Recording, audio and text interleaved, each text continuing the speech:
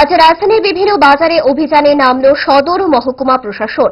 আগামীকাল লক্ষ্মী পুজো, শিওরে রয়েছে আলোর উৎসব দীপাবলি। এই দুই উৎসবের আবহে বাজারে আমদানি হয়েছে বহুমুখী বাজি।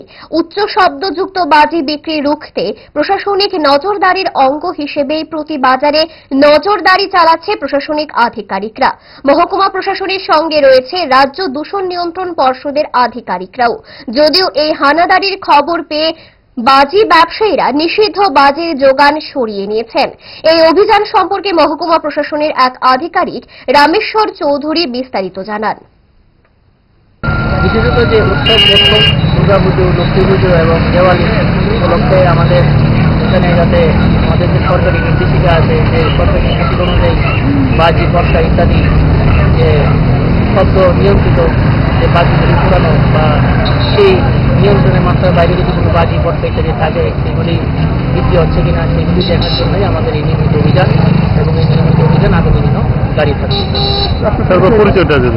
আমি সদর মহকুমা প্রশাসনের এডিশনাল সাব ডিভিশনাল ম্যাজিস্ট্রেট, আমার সঙ্গে আমাদের ডিসিএম সাহেব